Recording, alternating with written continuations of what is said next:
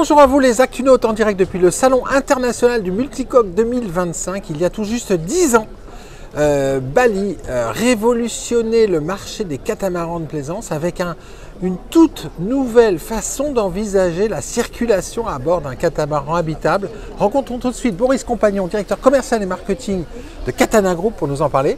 Bonjour Boris. Bonjour Nicolas. Alors derrière vous Boris, le tout nouveau Bali 5.8, c'est le nouveau flagship du chantier. Oui, c'est le plus grand modèle qu'on ait jamais réalisé. Ouais. On l'a présenté en Cannes 2024. Ouais.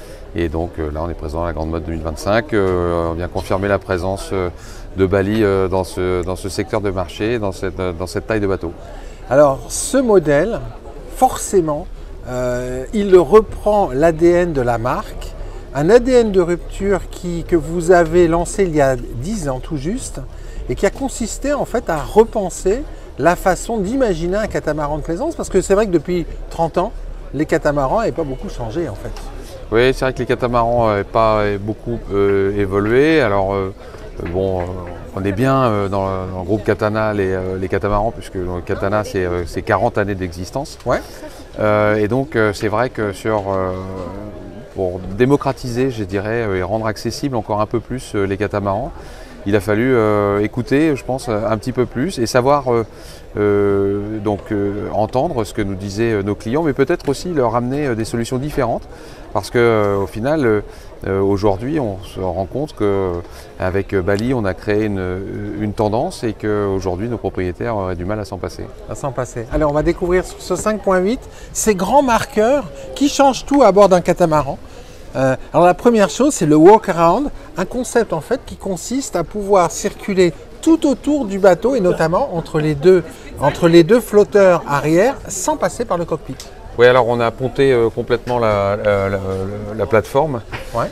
De l'avant jusqu'à l'arrière parce qu'au final, finalement, pourquoi pas l'exploiter tout simplement. Donc alors ça vient dans un principe architectural global. Ouais. Mais c'est vrai que le principe Bali, c'est de pouvoir effectivement profiter de 100% de la surface du catamaran, des étraves jusqu'à la poupe.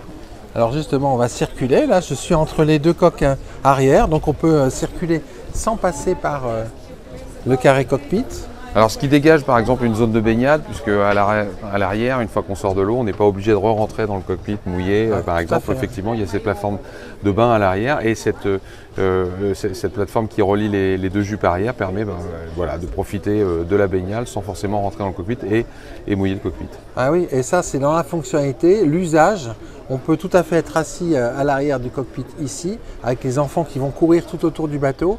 Et là, on a chacun son espace protégé quelque part. Exactement, c'est proposer un espace différent. Et puis, dans le principe, je parlais du principe architectural, mais également le fait de ponter de l'avant jusqu'à l'arrière, en fait, ça permet d'avoir une rigidité beaucoup plus importante que sur un catamaran traditionnel, avec un trampoline ou des jupes arrière dégagées sur un bateau. Allez, justement, on parle de trampoline, on va gagner le pont avant de ce 5.8 pour découvrir là aussi une rupture que vous avez amenée sur le marché. Cette rupture, elle est ici. Et cette rupture, elle permet de créer un espace de vie qui n'existait pas sur un catamaran autrefois parce qu'il y avait ces trampolines. Ah, ça sert à quoi un trampoline en fait? Mais encore une fois, c'est un principe architectural global, c'est-à-dire qu'il ne faut pas le penser simplement que le pontage avant ou qu'un bateau sans cloison au milieu de la nacelle. On ne peut pas déplacer le curseur comme ça, il faut envisager effectivement l'architecture du bateau dans son entier. Donc on s'est dit que si le bateau, en fait, on le concevait dès le départ avec une utilisation du trampoline, le remplacement du trampoline par autre chose, une utilisation complète de la surface à l'avant du bateau, finalement le reste du dessin allait venir avec. Et c'est comme ça qu'on a pensé le bateau et on se rend compte aujourd'hui que d'abord, ce n'est pas du tout un frein à la navigation, ce n'est pas du tout un frein à la sécurité du bateau, puisque je rappelle qu'on a quand même des dizaines de bateaux qui traversent l'Atlantique chaque année pour rejoindre la zone Caraïbe. Donc on se rend compte que c'est une zone d'agrément importante. Même sous voile. Alors, ça même qui est sous important. voile, et c'est également, comme ça donne de la rigidité au bateau, ça donne de la stabilité au bateau, et le bateau marsouine par exemple beaucoup moins lorsqu'on a de la flottabilité sur l'avant. Sur la flottabilité sur l'avant, avec une force verticale. Et ça, c'est drôlement intéressant, notamment quand on est sur des mers arrière, par exemple. Où Exactement. on va avoir une force sur l'avant et donc ça stabilise le bateau. Exactement. Et puis en fonctionnalité, voilà ce que l'on a. Et ça, c'est vrai qu'au mouillage ou même en navigation, c'est un espace de vie qui devient privilégié, alors que sur un catamaran traditionnel, l'avant, ça sert à rien en fait.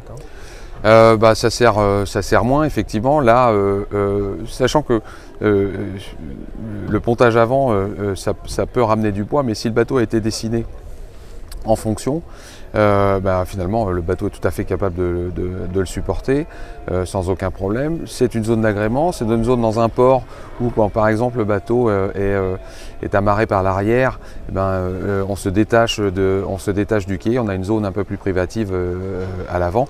Et puis souvent au mouillage en plus, c'est vrai que cette zone avant, c'est la zone où il y a un petit peu plus d'air, on n'est pas caché dans un cockpit traditionnel derrière. Là on peut profiter de l'avant, profiter de la brise. Voilà. Alors avec ce concept global de pontage intégral, vous avez aussi démocratisé le concept de porte frontale.